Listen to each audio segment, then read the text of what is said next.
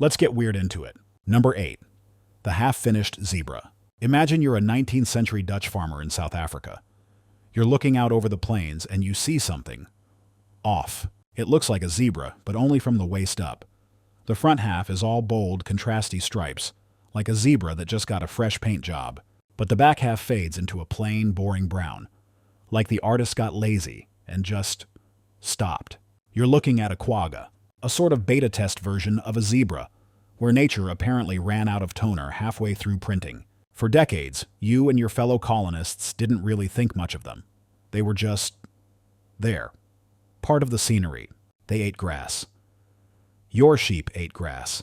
And in the brutally simple calculus of colonial expansion, that meant the quagga was a competitor. It was a fuzzy, striped impediment to progress. So, you shot them.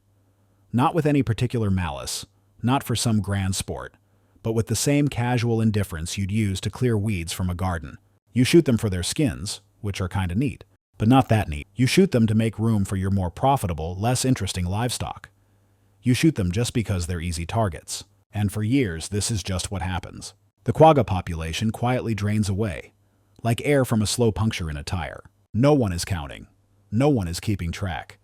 They're just disappearing. Then, one day in 1883, the last quagga, a mare living in an Amsterdam zoo, dies of old age. And for a little while, nobody even notices. It took years for the scientific community to look around, do a head count, and realize, hey, wait a minute. Where did the half-zebras go?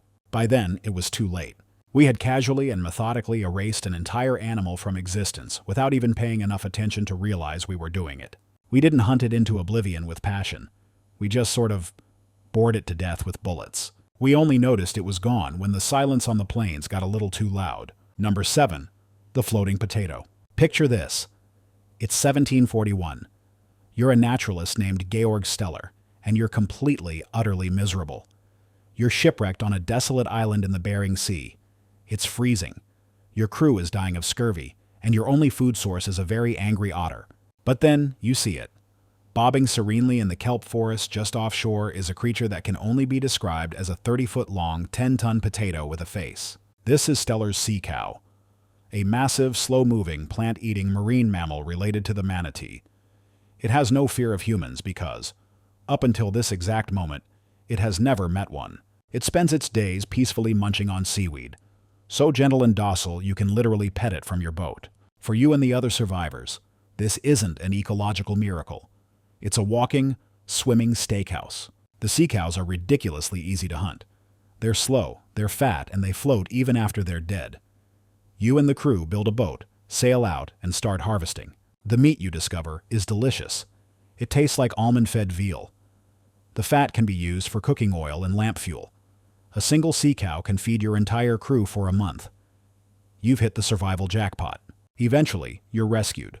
You go home and tell everyone about this magical island with the giant, delicious sea potatoes. And humanity's collective brain, which has exactly one setting when it hears about a new, easily accessible resource, goes into overdrive. Ships of fur traders, whalers, and hunters start making detours to the Commander Islands. It becomes the world's most remote and miserable all-you-can-eat buffet. They hunted them with the same mindless efficiency as someone clearing a video game level. 27 years. That's all it took. From the moment Georg Steller first laid eyes on his magnificent sea cow to the moment the last one was harpooned and dragged ashore, was just 27 years. We discovered a gentle giant, a relic from the Ice Age, and our only thought was how quickly we could turn it all into dinner. Number 6. The Scapegoat Dog. You're an Australian sheep farmer in the early 20th century, and your livelihood is under attack. Something is killing your sheep. You need a villain, a convenient monster to blame for your problems, and you find one in the Tasmanian tiger, or thylacine. It's a perfect suspect.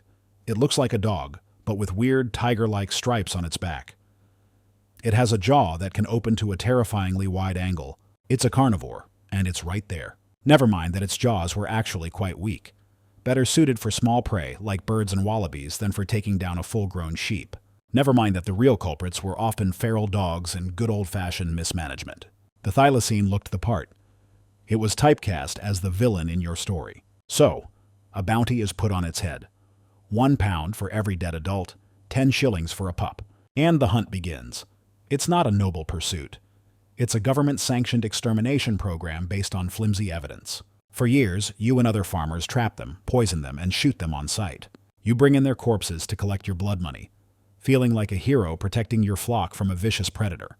The thylacine, a shy nocturnal creature, stands no chance. Its numbers plummet. By the 1930s, they're almost all gone. The last known one, a male named Benjamin, is captured and sent to a zoo in Hobart. He lives in a cold, concrete enclosure, pacing back and forth, the last ghost of his kind.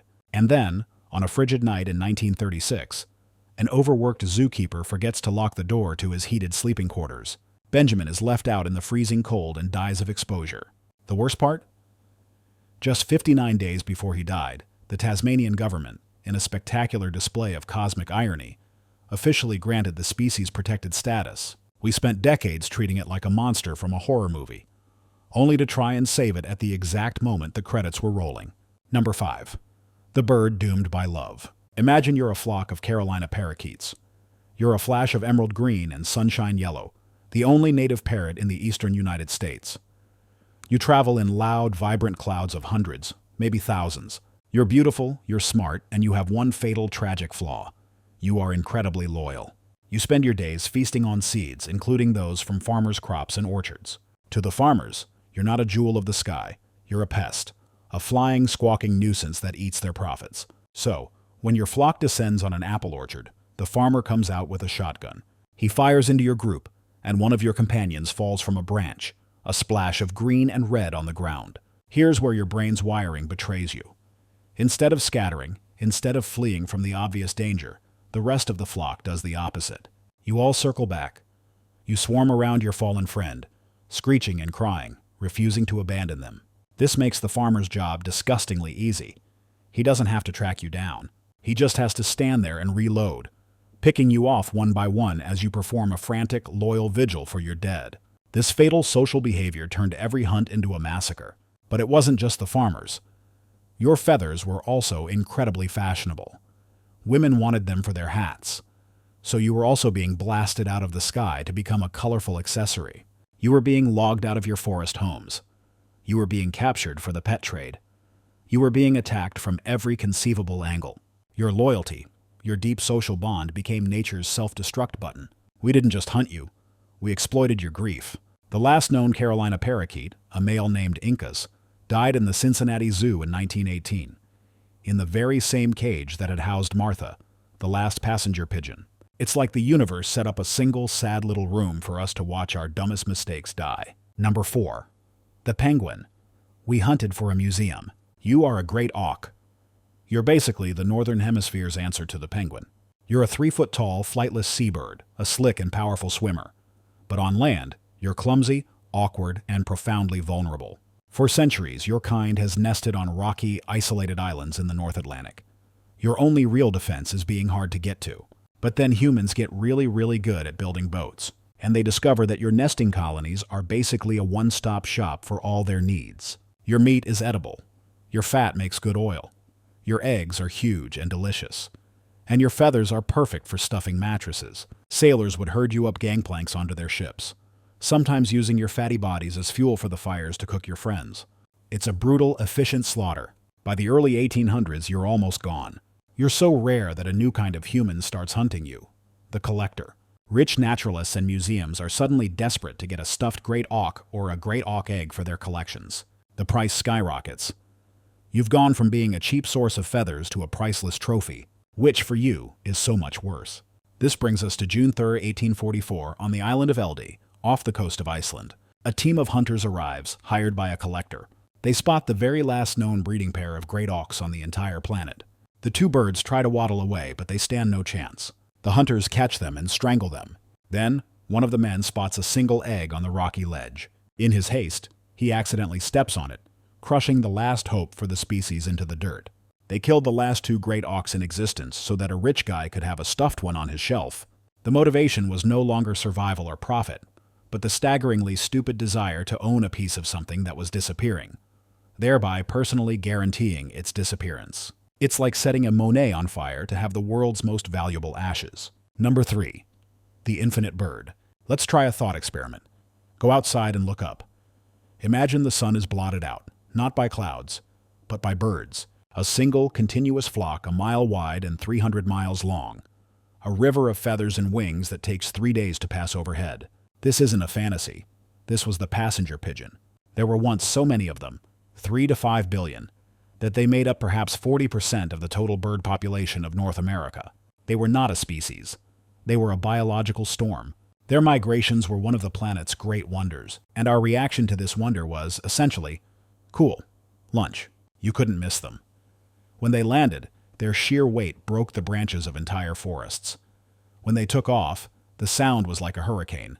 For 19th century Americans, this wasn't a precious resource to be managed. It was an infinite one.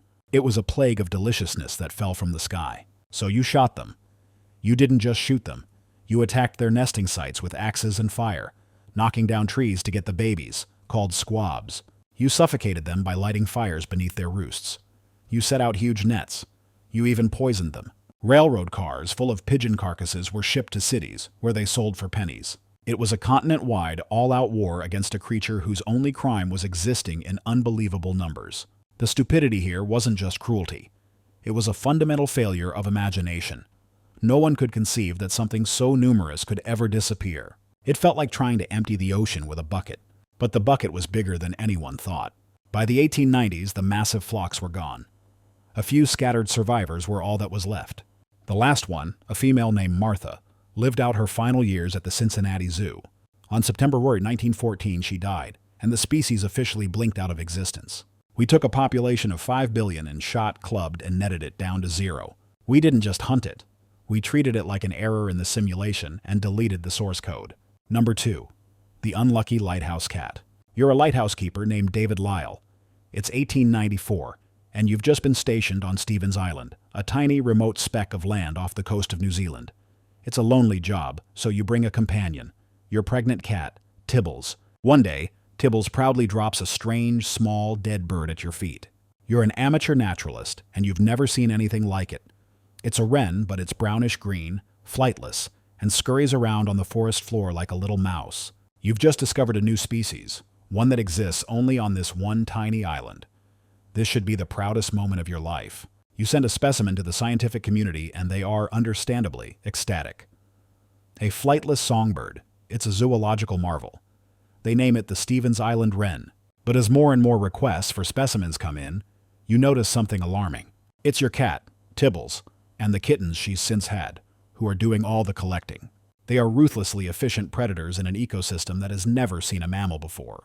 The little wrens have no idea what a cat even is. To them, it's a silent, furry ghost that appears just before everything goes dark. The entire global population of the Stevens Island wren lived on one 2.6 square kilometer island. A single pregnant cat was introduced into that closed system. You can see where this is going.